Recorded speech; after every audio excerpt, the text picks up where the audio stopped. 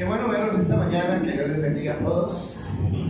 Estamos bendecidos porque Dios nos ha permitido vivir un nuevo día, ver una nueva luz. Siempre tenemos que estar agradecidos por eso a nuestro Dios, porque cada día que Dios nos da es una nueva oportunidad. Y cada vez que Dios nos permite llegar a este lugar es para bendecirnos. Y de esa manera es que tenemos nosotros que recibir esa bendición que Dios tiene para nosotros. Bueno, vamos a ir a la palabra. Vamos a crear este espacio en nuestra mente, en nuestro corazón, para que Dios pueda hablar a nuestras vidas. Vamos a ir a Lucas capítulo 22, versículo 31, por favor.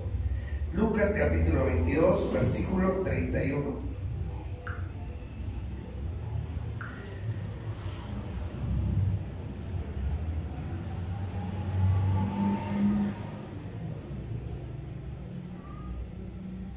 Lucas 22, 31.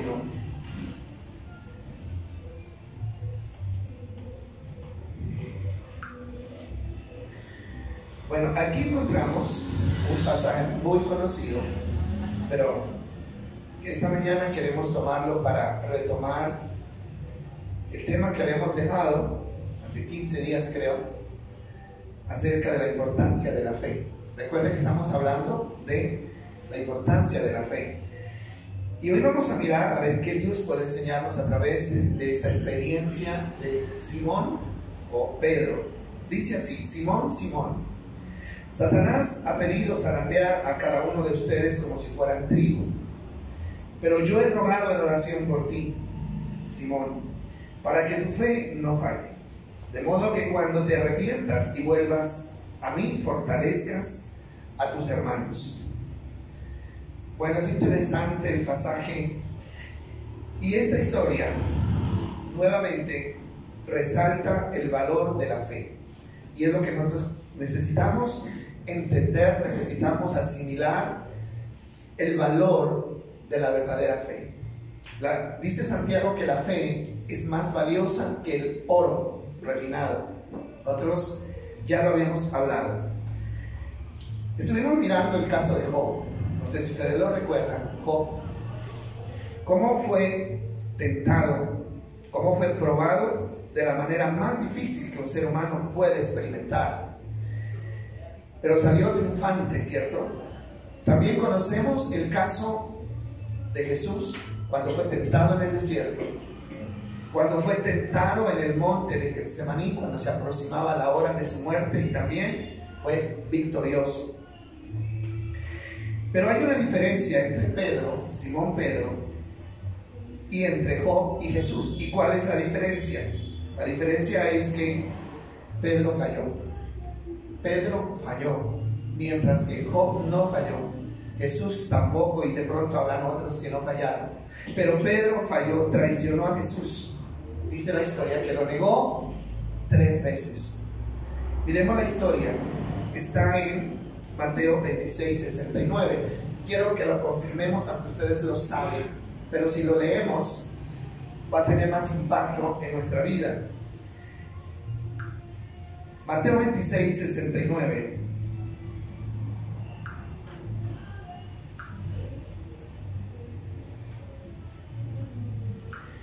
Dice: mientras tanto Pedro estaba sentado fuera en el patio, una sirvienta se acercó y le dijo: tú eres uno de los que estaban con Jesús el Galileo.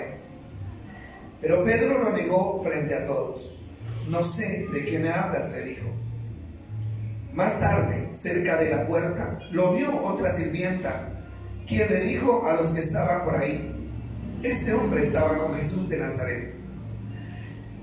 Nuevamente Pedro lo negó, esta vez con un juramento. Ni siquiera conozco al hombre, dijo. Un poco más tarde, algunos de los otros que estaban allí se acercaron a Pedro y le dijeron: seguro que tú eres uno de ellos. Nos damos cuenta por el acento galileo que tienes. Pedro juró: que me caiga una maldición si les miento. No conozco al hombre. Inmediatamente el gallo cantó. Bueno, esta es la narración. Mateo lo narra de esta manera, Lucas lo narra de una manera diferente. Y Lucas habla y dice que cuando se llevaron a Jesús preso, Pedro lo empezó a seguir, pero lo seguía de lejos. Y yo creo que la realidad de Pedro es con la que todos nosotros nos identificamos, ¿verdad? Yo no me puedo identificar con la realidad de Jesús, porque dice la Biblia que Jesús nunca pecó. Tampoco me puedo identificar con la realidad de Job, porque dice que era perfecto, recto, temeroso de Dios y apartado del mal. ¿Por qué me identifico con esta realidad? Porque yo le he fallado a Dios.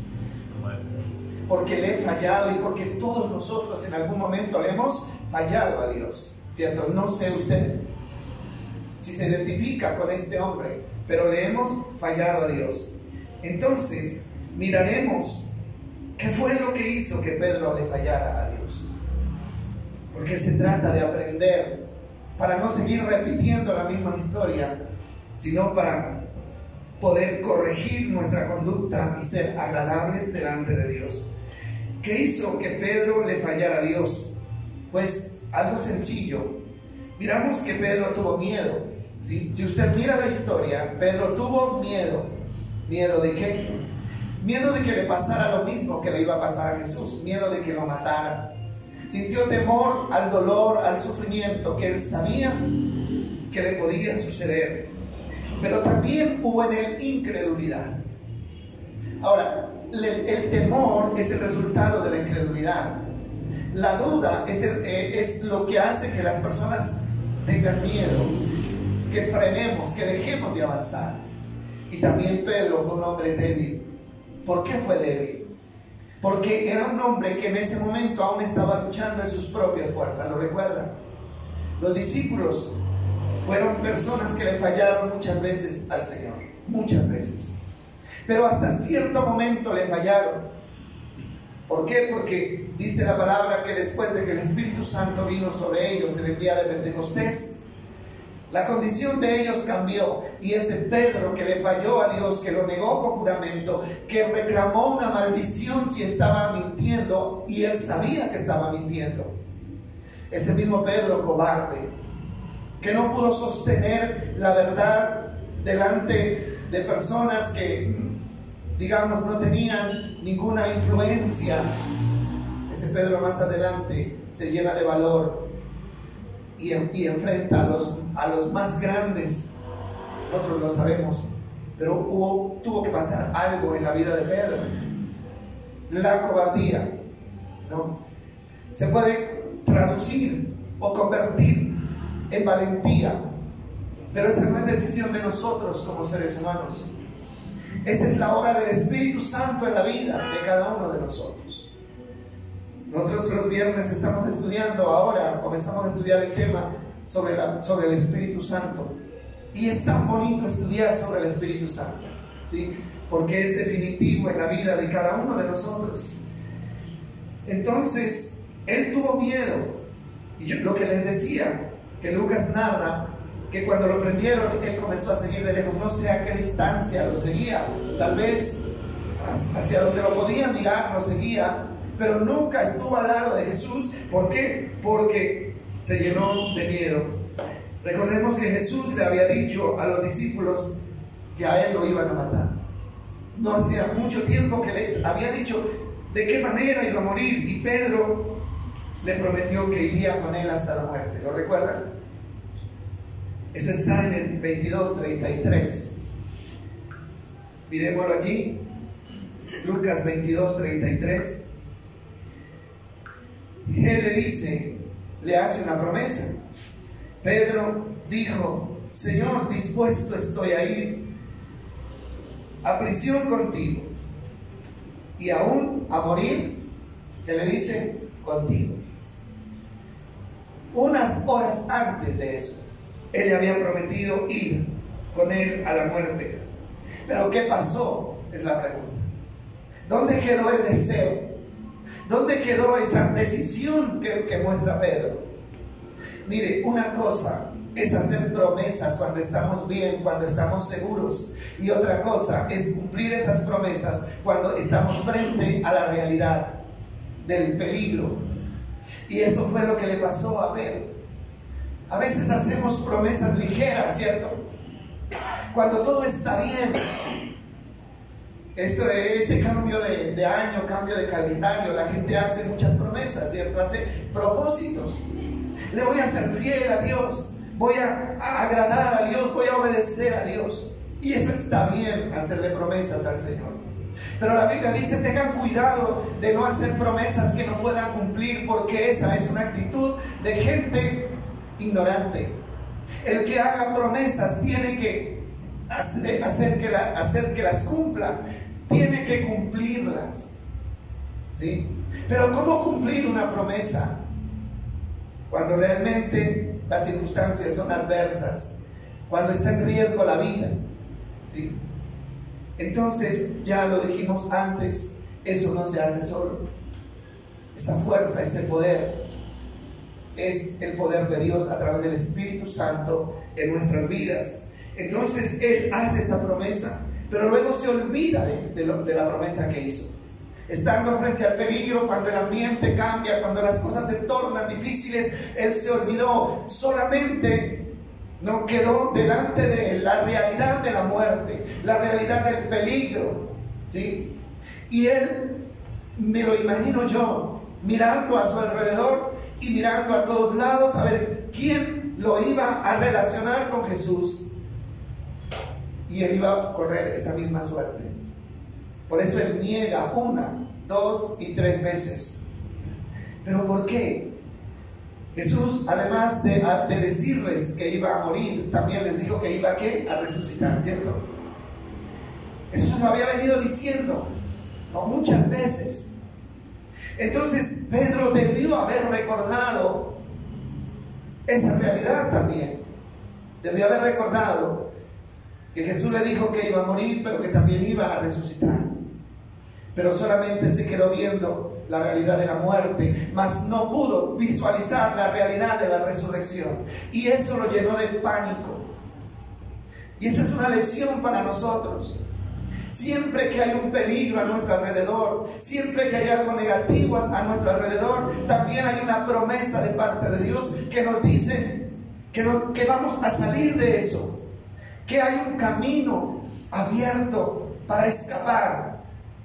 Pero cuando nosotros miramos solamente el peligro, nos llenamos de miedo y hasta ahí llega nuestro caminar. Entonces, necesitamos entender que hay circunstancias difíciles y que Dios nunca las ha negado. En el mundo tendrán aflicción, pero confíen, dice el Señor, porque yo he vencido. Confíen porque yo he vencido. Entonces vamos a mirar que fue el temor, fue la incredulidad la que lo llevó a traicionar al Maestro. La duda puede hacer que perdamos una batalla. La duda puede hacer que le fallemos a Dios. Pero la fe puede hacer que nos volvamos a levantar. Esa es la historia de Pedro.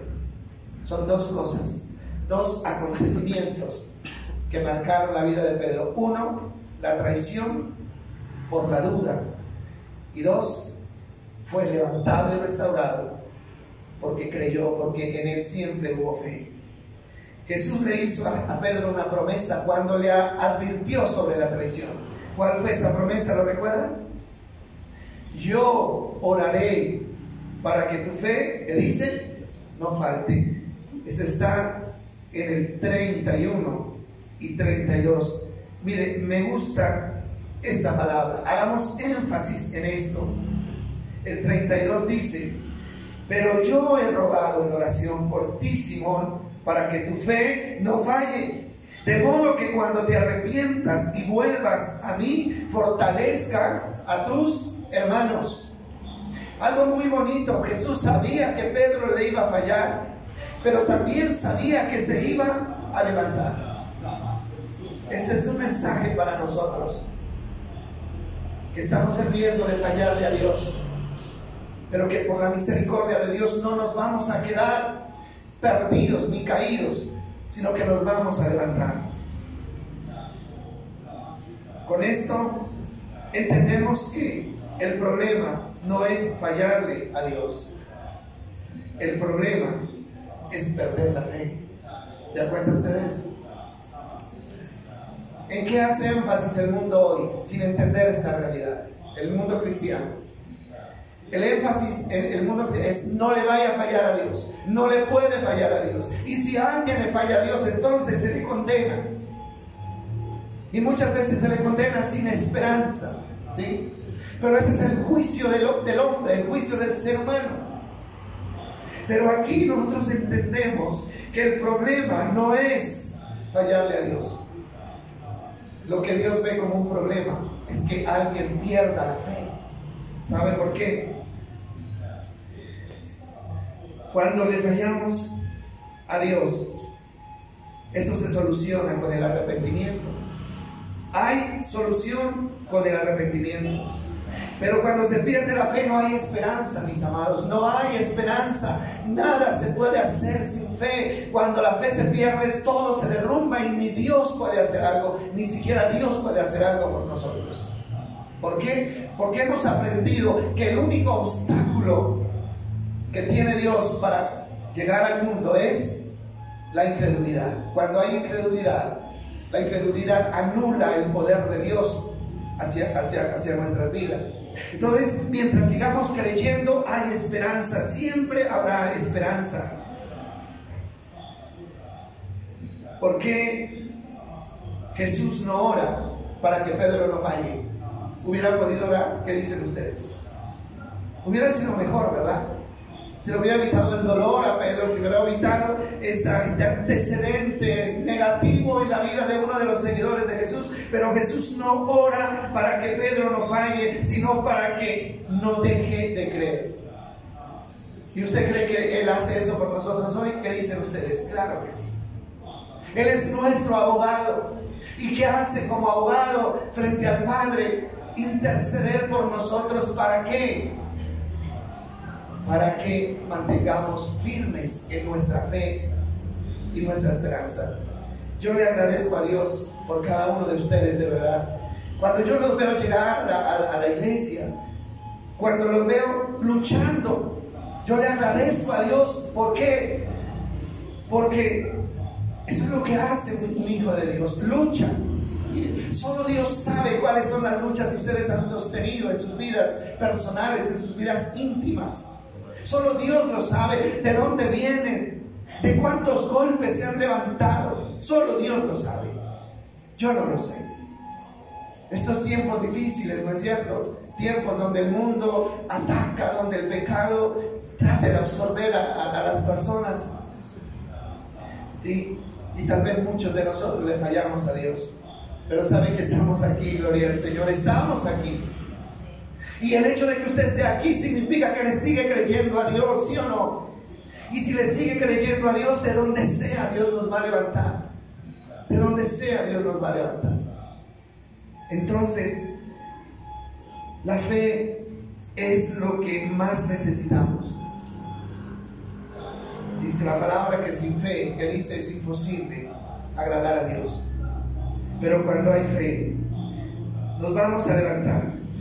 A veces es necesario perder una prueba, mis hermanos. Es necesario perder una batalla para saber lo que duele. Ese mismo dolor, esa misma vergüenza, el remordimiento, si quiere llamarlo, es el que nos debe llevar al verdadero arrepentimiento. Un hijo de Dios puede cometer un error, puede traicionar a Dios, pero esa traición lo tiene que llevar ¿a qué? Al arrepentimiento. ¿Qué pasó con Pedro? ¿Cómo termina esta historia triste? 22:61, que dice el versículo 61. Mire, esa fue la reacción de Pedro. En ese momento dice, ya después de que lo acusan, el Señor se volvió y lo miró. Pedro estaba camuflado entre la gente, pero ya se lo llevaba. Y mire que el Señor se toma su tiempo para mirar a Pedro en medio de la gente, en medio del desorden que había en ese momento. Se toma el tiempo para mirar a Pedro. Dice: en ese momento el Señor se volvió y miró a Pedro. De repente, las palabras del Señor pasaron rápidamente por la mente de Pedro. Esas palabras que le había dicho: mañana por la mañana, antes de que cante el gallo, negarás 3 veces que me conoces. Y Pedro, ¿no?, quebrantado, ¿no es cierto?, por la mirada de Jesús, dice que salió al patio llorando amargamente. ¿Sí? ¿Qué significa eso? Que Pedro seguía creyendo en Jesús, que Pedro seguía amando a Jesús, a pesar de que le había fallado, lo seguía amando. ¿Por qué? Porque esa mirada amorosa, tierna, le revuelve todo y hace que él salga afuera y llore amargamente. O sea, Pedro lo traicionó de la peor manera, pero nunca dejó de ser un hijo de Dios, nunca dejó de ser ese siervo, ese seguidor de Cristo, nunca dejó de hacerlo. Entonces, el llanto, la amargura que él sintió fue una muestra de que le seguía creyendo, de que lo seguía amando, y eso lo llevó al arrepentimiento. Hay otro caso que conocemos en la Biblia, que es el caso de David. ¿Lo recuerdan ustedes? El caso de David. David también le falló a Dios. El Salmo 51, ustedes ya conocen el Salmo 51.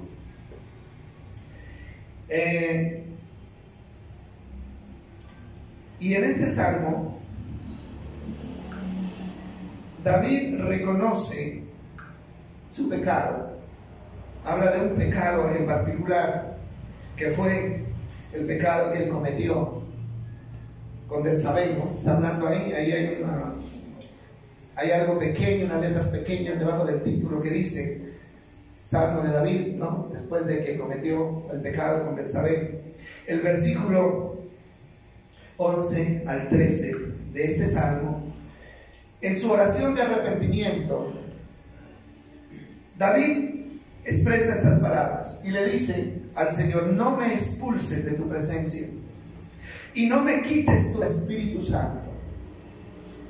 Restaura en mí la alegría de tu salvación y haz que esté dispuesto a obedecerte. Pero dice el versículo 13: entonces enseñaré a los rebeldes tus caminos y ellos se volverán a ti.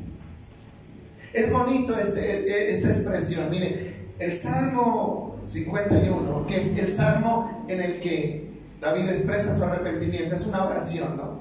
Primero comienza diciendo: yo reconozco mi pecado, contra ti solo he pecado, he hecho lo malo delante de sus ojos. Pero él dice: lávame y seré limpio, ¿no? Límpiame con hisopo y seré limpio. Esa es una oración de arrepentimiento, ¿sí? Pero aquí hay algo interesante. En su oración él pide 2 cosas. Una: no me expulses ¿de dónde? De tu presencia. ¿Eso qué significa? Yo necesito estar en tu presencia. Yo necesito seguir en tu presencia. Yo no concibo mi vida lejos de ti, aunque te haya fallado, pero yo necesito seguir en tu presencia. Y la segunda cosa es: y no me quites, que dice, tu Espíritu Santo. Ahora, ¿por qué es tan importante el Espíritu Santo en la vida? Mire, David, todavía el Espíritu Santo no se había manifestado, ¿no?, como ahora. Pero él sabía que el Espíritu Santo era fundamental para su vida. Y él le dice: no me quites a tu Espíritu. ¿Por qué razón? Porque el Espíritu Santo es fundamental para alguien que se arrepiente y quiere seguir sirviendo a Dios de la manera correcta. Yo me puedo arrepentir 1000 veces, yo puedo llorar 1000 veces, pero si el Espíritu Santo no va conmigo, seguramente voy a volver a caer. Pero si el Espíritu Santo sigue acompañando mi vida, sigue en ese proceso de restauración, yo voy a salir adelante.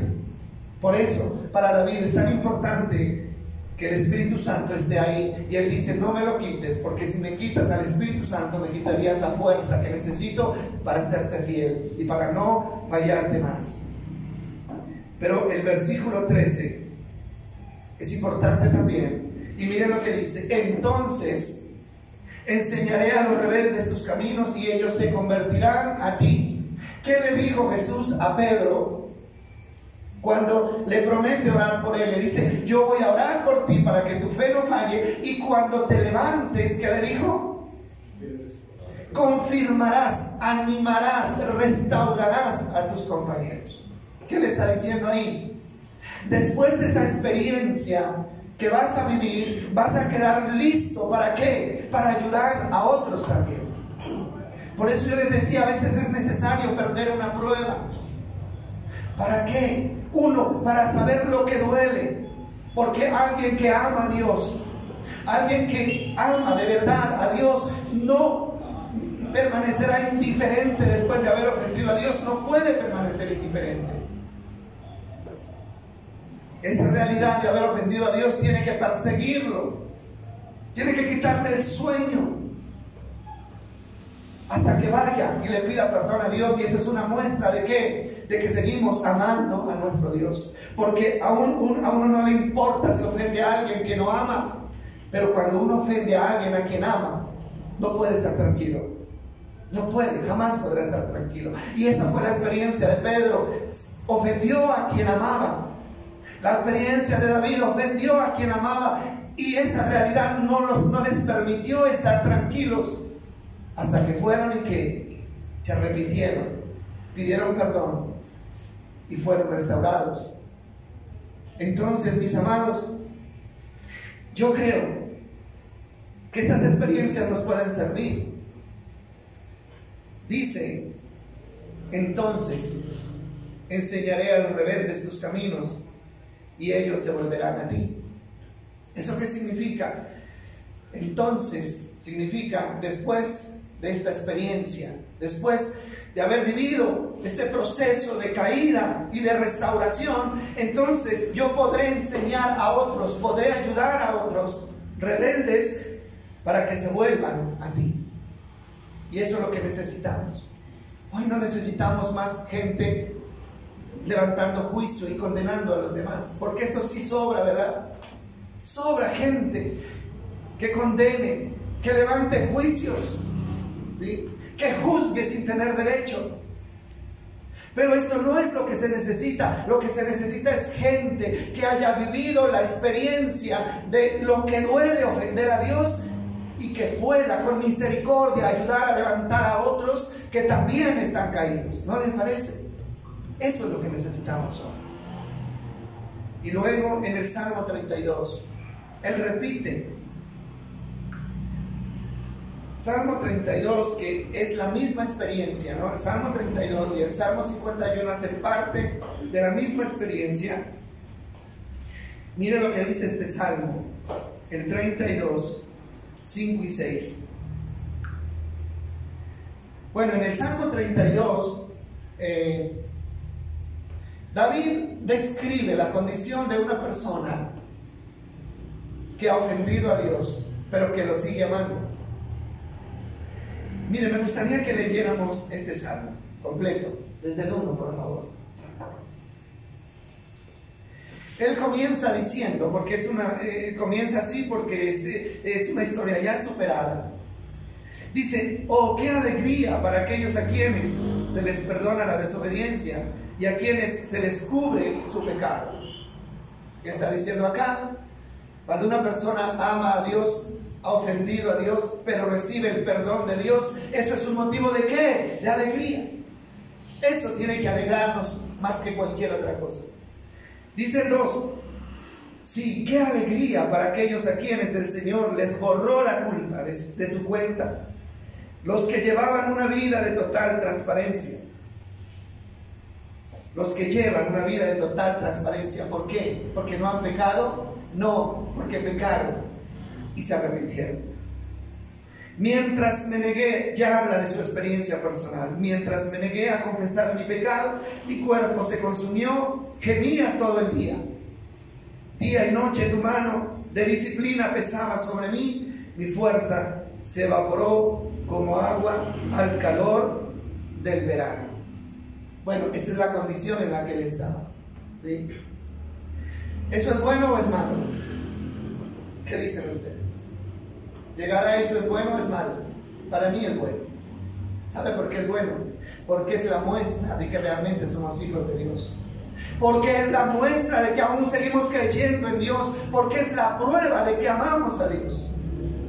Una persona que peca y no se le da nada, es porque ya no ama a Dios, es porque ya no le importa a Dios.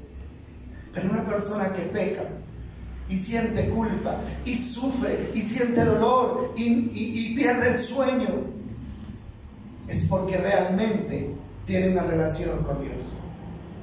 Ahí el problema es cuando la persona peca y no siente nada. Ahí es un problema, ¿sí? ¿Por qué? Porque ya no hay nada que lo relacione con Dios. Entonces dice día y noche tu mano de disciplina. ¿Qué dice Hebreos? Hebreos dice que Dios solo disciplina ¿a quiénes? A los que ama, a sus hijos, ¿sí? Aún la disciplina es buena y es una muestra del amor y de la relación que tenemos con Dios. Dice, mi fuerza se evaporó como agua en el calor del verano. Él se estaba muriendo en vida, sus huesos se secaron. ¿Por qué? Porque no tenía comida, porque no tenía plata, porque había perdido su reino, no. Todo lo tenía todo, absolutamente todo, pero le faltaba la paz, porque había dañado su relación con Dios. Pero miren lo que dice el versículo 5. Finalmente, te confesé todos mis pecados y ya no intenté ocultar mi culpa. Me dije, le confesaré mis rebeliones al Señor y tú me perdonaste toda mi culpa. Y tú me perdonaste toda mi culpa. Perdón, y tú me perdonaste toda mi culpa. ¿Qué dice? Desapareció. Tú me perdonaste y toda mi culpa desapareció. O sea, ¿cuál es la diferencia entre vivir una vida de culpa, una vida de remordimiento, una vida de sequedad, de miedo, y vivir una vida de victoria? ¿Cuál es la diferencia? Simplemente es lo que dice el versículo 5.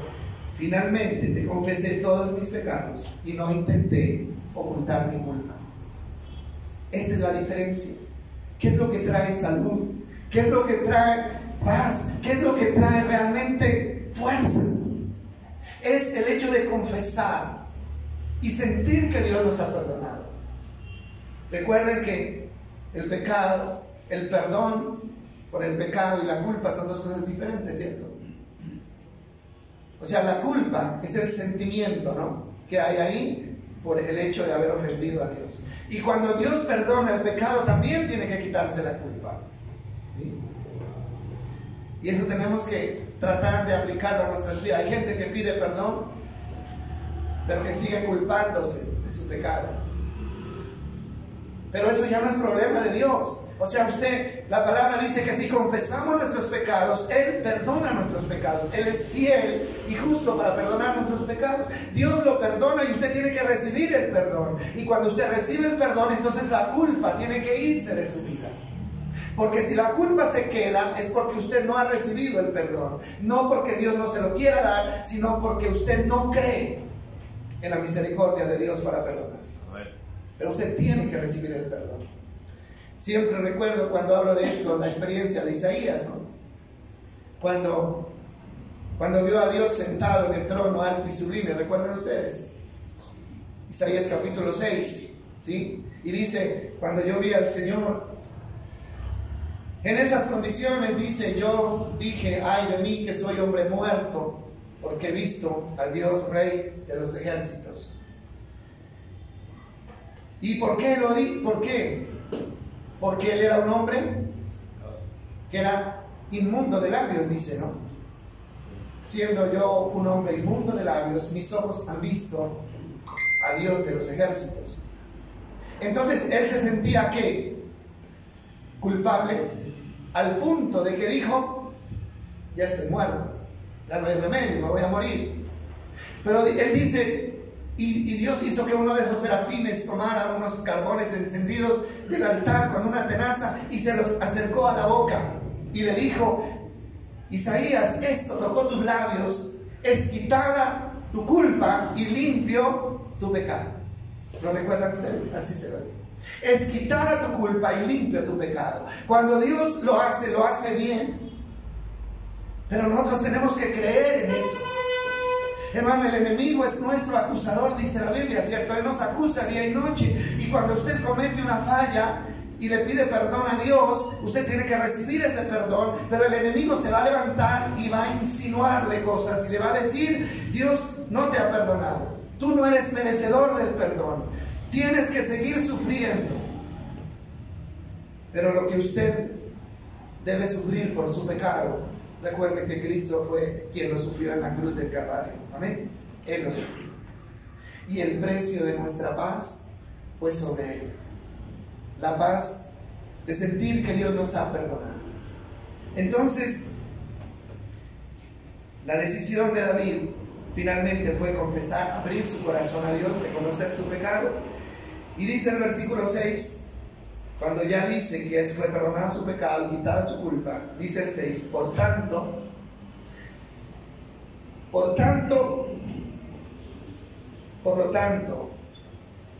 todos los justos oren a ti mientras aún haya tiempo, para que no se ahoguen en las desbordantes aguas del juicio. Lea bien ese texto, por favor.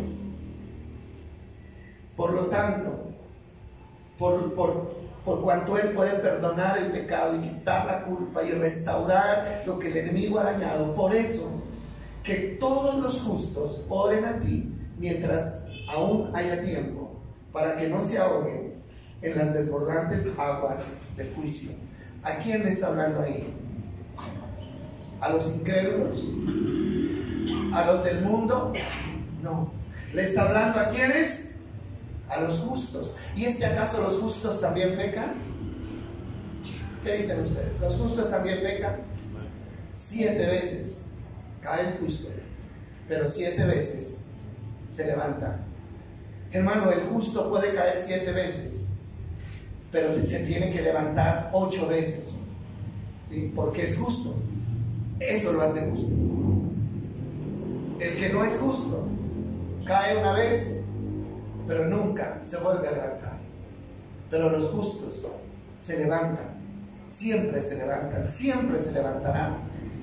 Y aquí es claro, dice: oren a ti. ¿Quiénes? Los justos. Oren. ¿Qué clase de oración tiene que hacer un justo? ¿Cuál es la oración del justo aquí? Oración de perdón, oración de arrepentimiento, porque de eso está hablando David. Dice que los justos que han pecado se apresuren y oren a ti mientras haya ¿qué? Tiempo. Eso es una advertencia. A eso hay que ponerle cuidado, hermano, porque un justo puede caer, pero no puede quedarse caído, porque si mientras se queda caído puede correr el riesgo de ¿qué? De que la oportunidad se le pase. Por eso dice: mientras haya tiempo, el justo que ha cometido un pecado tiene que orar para pedir perdón. Y de pronto ese puede ser un error, ¿no? Una falla en nosotros. Sabemos que somos justos, sabemos que somos hijos de Dios, sabemos que Dios nos puede perdonar, pero prolongamos demasiado tiempo el arrepentimiento. Y eso puede jugar en contra de nosotros, porque el tiempo se nos puede acabar. Las personas podemos morirnos en cualquier momento. El Señor puede venir por su iglesia en cualquier momento. Y si no hemos aprovechado esa misericordia, entonces vamos a perder. Y dice: para que no se ahoguen en las desbordantes aguas ¿de qué? Del juicio. ¿Qué quiere decir esto?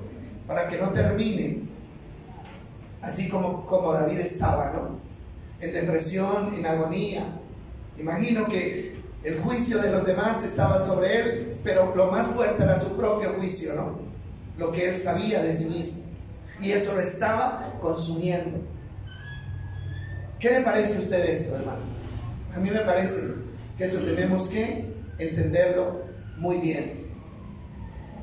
Ahora, David es un hombre que sabe que de esta experiencia tiene que aprender y que también puede ayudar a bendecir a otros. No se olvide lo que dice: cuando esto haya pasado, entonces dice, enseñaré a los transgresores tu camino. Cuando nosotros tenemos este tipo de experiencia, por eso les decía, a veces es bueno perder una prueba. Cuando tenemos este tipo de experiencia, hermano, ya no somos tan, ¿cómo diríamos? Ya no somos tan, ¿cuál es la palabra? Tan fuertes, tan radicales con los demás, ¿sí? Al ir a juzgar a otros, entonces ya tenemos que considerar nuestra propia experiencia. Bueno, el problema, ya les había dicho, es cuando alguien le falla a Dios y sigue como si nada. Pedro nunca más negó a Jesús, nunca más lo volvió a negar. Y al fin dio su vida por él. ¿Por qué? Porque se arrepintió de su error. Eso es un verdadero arrepentimiento. El verdadero arrepentimiento es el que nos lleva a ¿qué? A darle la vuelta a la conducta, al camino que llevamos. A veces Dios permite, como en este caso, que la falla se dé, no porque Él sea un Dios permisivo, no lo vamos a confundir de esta manera, no porque Él sea permisivo, sino porque necesitamos saber de lo amargo que se siente traicionar a Dios. Necesitamos saberlo para que no volvamos a repetir la historia y podamos ayudar también a otros. Cuando realmente le hemos creído a Dios, Él vigilará ese proceso para que esa experiencia sea para edificación y no para destrucción. Mire la experiencia de Pedro, ¿no? Jesús le dice, me vas a fallar, él ya lo había visto, lo sabía, pero él dice, voy a estar vigilante y voy a hacer que tu fe no falle. ¿Eso qué es? Voy a estar allí, cerca de ti. Te voy a vigilar. Hermano, cuando nosotros hemos sido llamados por Dios con un propósito, Dios nunca nos va a dejar, jamás nos va a dejar. Eso usted no lo puede dudar. Y si no, ¿por qué seguimos aquí todavía? ¿Por qué cree que usted sigue aquí todavía? ¿Sí? ¿Cuántos intentos el enemigo ha hecho de sacarlo del camino? Usted ni siquiera se los imagina. ¿Cuántas veces el enemigo ha tratado de devolverlo allá, al reino de las tinieblas? Pero usted sigue aquí. ¿Por qué? Porque Dios lo llamó a usted, porque Dios lo llamó con un propósito. ¿Sí? Por eso jamás debemos creerle al enemigo cuando dice que nuestro camino con Dios se acabó, que ya no hay nada más que hacer. No, esas son mentiras del enemigo. Usted ha sido llamado por Dios y Él lo sostendrá con su mano hasta el final, hasta que lleguemos a la meta. ¿Cuántos años lleva usted como creyente? ¿Cuántos? ¿Unos más, otros menos? ¿Acaso usted no ha pasado por luchas en la vida? ¿No ha pasado por luchas que dice usted? ¿Acaso en algún momento de la vida usted no ha querido salirse? ¿No ha querido abandonarlo todo? ¿Acaso alguna vez en la vida usted no ha dudado de Dios? ¿Acaso no hemos caído como Pedro, como David o hasta peor? Pero aquí estamos, aquí estamos. Y eso significa que Dios ha estado vigilando ese proceso para no permitir que Satanás nos arrebate de la mano de nuestro Dios. Eso me alegra, eso me da fuerzas para seguir. ¿Sí? Ahora, ¿qué pasa con los que se fueron y nunca regresaron? ¿Qué dicen ustedes? Nunca le creyeron a Dios, nunca hubo fe verdadera. Alguien decía, ¿por qué Jesús no oró también por Judas? Si Judas también lo traicionó y Jesús también sabía que lo iba a traicionar, ¿por qué no oró por Judas? ¿Por qué Judas nunca volvió para reivindicarse con Jesús y seguir su ministerio de apostolado? ¿Sabe por qué? Porque Judas nunca creyó en Cristo, nunca le creyó. ¿O sí? No. Judas dio muestras en todo el trayecto de su ministerio que él estaba ahí por otros intereses, no porque creyera que Jesús era el Hijo de Dios. Entonces, si alguien no ha creído de verdad en el Hijo de Dios, esa persona no tiene sobre qué sostenerse. No tiene fe, no se puede sostener la fe, no existe, por lo tanto no existe la seguridad.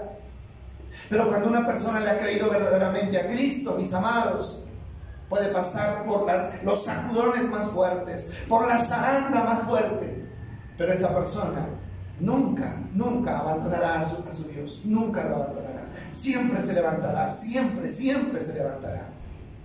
Y ese tiene que ser nuestro anhelo, nuestro sueño, ¿verdad? Ahora, no vamos a anhelar hallarle a Dios, no, pero eso es algo que está en la realidad. Y si un día le falla usted a Dios, no se deje engañar por el enemigo diciendo que usted ya no sirve. No, usted ha sido llamado por Dios y usted permanecerá y seguirá siempre de la mano de nuestro Dios. A mí me encanta eso. No me llena eso de que Dios siempre vigila ese proceso. Lo que hizo fallar a Pedro fue el temor, fue la duda. Pero lo que lo hizo levantarse fue la fe. Mientras usted no deje de creer, usted tiene sobre qué caminar, ¿sí? Sobre qué fundamentarse. Cuando Dios nos ha llamado, de nuevo le digo, con un propósito, Él no permitirá que Satanás lo eche a perder. Nunca. Eso lo dice Juan. Mira lo que dice Juan. Aférrese a este texto maravilloso, hermoso. Juan capítulo 10, versículo 27 y 28. Jesús, el buen pastor, Él no solamente dio su vida por nosotros, sino que nos sigue llevando de la mano. Y dice: mis ovejas escuchan mi voz. Yo las conozco, dice, y ellas me siguen. Les doy vida eterna y nunca, ¿qué dice? Perecerán.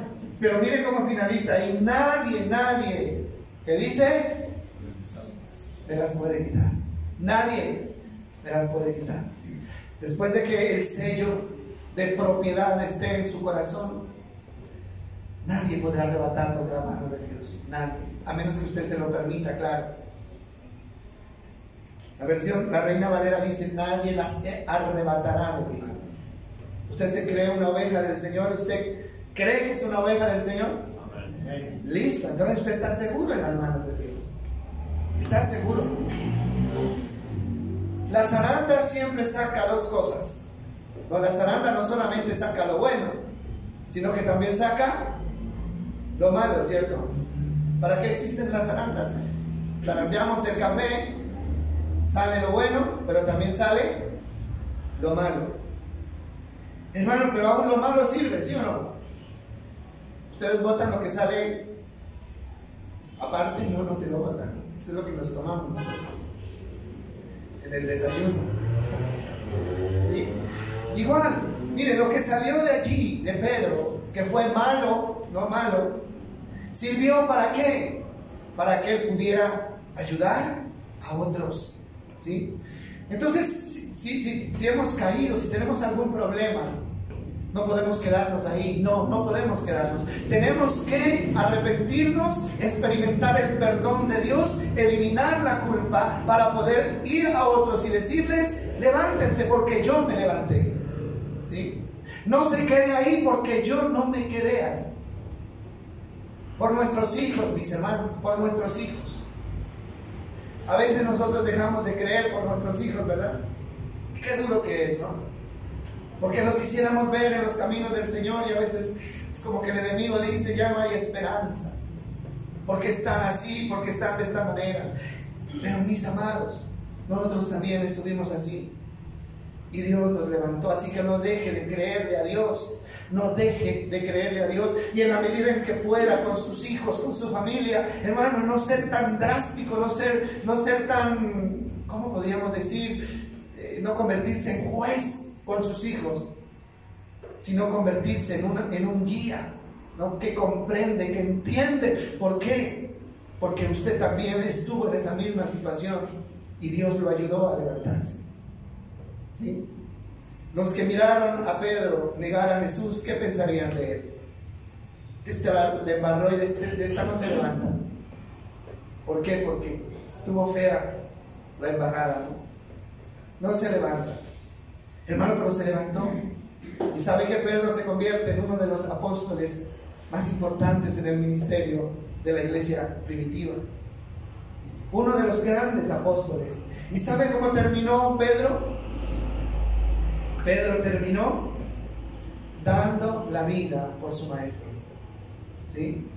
Dando la vida. Lo que él había prometido a Jesús, lo cumplió. No en el momento que él no quería cumplirlo, sino en el tiempo que era necesario hacerlo. Él tenía que vivir ese proceso para que cuando fuera necesario él pudiera dar testimonio de que su fe era verdadera. ¿Por qué Pedro termina muriendo por la causa de Cristo? Porque la fe que él profesó en Cristo el día que él lo llamó fue real, fue verdadera, y esa fe no le permitió en algún momento, digamos que la duda lo asaltó y él le falló, pero la fe le permitió al final cumplir con su promesa de morir por la causa de Cristo.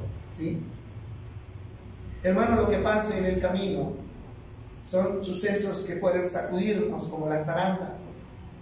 Hermano, pero ahí lo más importante es lo que pase al final de nuestra vida, ¿sí o no? Porque lo que pase al final es lo que determina si realmente le creímos o no le creímos a Dios. El que perseverare hasta el fin, ¿será qué? Salvo. ¿Perseverar qué? Creyendo. Perseverar creyendo, creyendo, creyendo. Solamente creyéndole a nuestro Dios. Vamos a mirar otro texto. ¿Por qué? Porque queremos que quede clara una cosa. No significa que porque Dios nos levanta cada vez que caigamos, vamos a seguir cayendo a propósito, ¿no? ¿Qué dice Romanos 6, 1 y 2? Romanos capítulo 6, 1 y 2. Dice Pablo: ahora bien, ¿deberíamos seguir pecando para que Dios nos muestre más y más su gracia maravillosa? Es un interrogante. Y lo deja ahí. ¿Deberíamos seguir pecando para que Dios muestre su gracia y su misericordia? ¿Qué dice? Por supuesto que no. O sea, la misericordia de Dios no es una licencia para que sigamos pecando. No. Dice, nosotros hemos muerto al pecado. Entonces, ¿cómo es posible que sigamos viviendo en el pecado? Una cosa es caer en un pecado y otra cosa es vivir en el pecado. Un justo puede caer en el pecado, pero no puede vivir en el pecado, porque si vivimos en el pecado ya no somos justos. No somos justos. Entonces podemos caer en el pecado y Dios con gusto mete la mano al lodo y de allá nos saca, con gusto. Pero cuando una persona vive en el pecado, ¿es por qué? Porque no tiene conciencia de quién es Dios, porque no ama a Dios. Entonces esto tenemos que tenerlo muy en cuenta. Debemos aprender de nuestros errores, ¿no? Debemos aprender de nuestros errores. Les decía que Dios no es que sea permisivo con nosotros, sino que quiere darnos lecciones para que nosotros aprendamos por experiencia propia. Ustedes recuerdan, en algún momento, yo les contaba una anécdota de cómo un papá quería educar a un hijo, a un niño pequeño, ¿no? Un niño que insistía en meter el dedo a una vela que estaba prendida, ¿no? Los niños son así, ¿cierto? Había una vela prendida y el niño quería meter el dedo y tocar la llama. Y el papá le decía: no, mijo, no, porque se quema, eso le va a doler. Y el niño insistía, vuelva, y el papá: no vaya a meter la mano ahí. Al final el papá lo dejó que metiera el dedo. Así de sencillo. No le dijo nada más. Y el niño mete el dedo y se quemó y pegó el grito, ¿no? Entonces el papá le dice después: a ver, vuelva a meter el dedo otra vez. Vuelva a meter. Ya nunca vuelve a meter el dedo. No aprendió por la advertencia, pero aprendió ¿por qué? Por la experiencia, por el dolor. A veces Dios nos permite experimentar el dolor de haberle fallado. ¿Por qué? Porque con la advertencia, si con la advertencia no hacemos caso, entonces pueda que le hagamos caso con el dolor, ¿no? Nunca más ese niño volvió a meter el dedo a una llama, porque supo lo que dolía. A veces tenemos que experimentar ese dolor. ¿Para qué? Para aprender y nunca más repetir la historia. Ahora, si repetimos la historia después de un quemonazo así, entonces ahí ya somos, como diríamos, nos gusta el dolor, ¿no? Ya no hay nada que hacer. Que Dios nos bendiga, mis amados. Y esta enseñanza tiene, ¿no?, dos puntos importantes. Uno, que si hemos caído, o sea, Dios siempre está ahí para levantarnos, pero tenemos que aprender de la experiencia, ¿sí o no? Y así Dios nos va a seguir perfeccionando cada día. Pero llévense esto en su mente: usted ha sido una persona llamada por Dios, no se le olvide. Usted es llamado por Dios para salvación. Dios nos escogió desde antes de la fundación del mundo para salvación. Dios nos escogió. Así que vamos a llegar hasta el final. ¿Ven? Vamos a llegar hasta el final. Que el proceso sea doloroso o no, también depende de nosotros. Lo mejor que podemos hacer es aprender de los errores, como aprendió David, como aprendió Pedro. Y de esa manera Dios nos va formando cada día. Señor, queremos darte gracias por tu palabra, Dios. Señor, es una palabra de esperanza para nosotros, Dios. Gracias, bendito Rey, por cada una de las personas que a conciencia, Señor, ha entregado su vida. Por cada una de las personas que sigue amándote, Dios. Que a pesar de sus luchas, Señor, a pesar de sus caídas, pero sigue ahí, Señor, insistiendo en seguirte, en servirte. Gracias, Señor, porque eso hace parte del camino, Señor, hacia la perfección, hacia la salvación. Dios, ayúdanos a mantener siempre unidos a tu mano, y que tu Espíritu Santo, Señor, sea el que nos conduzca cada día, el que nos dé fuerzas para levantarnos, Dios. Y como oraba David, Señor, nosotros oramos hoy: no nos quites tu salvación, no apartes de nosotros tu Santo Espíritu, porque te necesitamos, Señor. Necesitamos tu presencia, Dios, cada día en nuestras vidas, Padre. Gracias porque irás con nosotros, Espíritu Santo, tú lo has prometido, y estaré con ustedes hasta el fin del mundo. Tenemos tu compañía, es todo lo que necesitamos, Espíritu de Dios, es todo lo que necesitamos. Gracias por tu presencia prometida, donde quiera que estemos, Señor. En el nombre de Jesús. Amén y amén.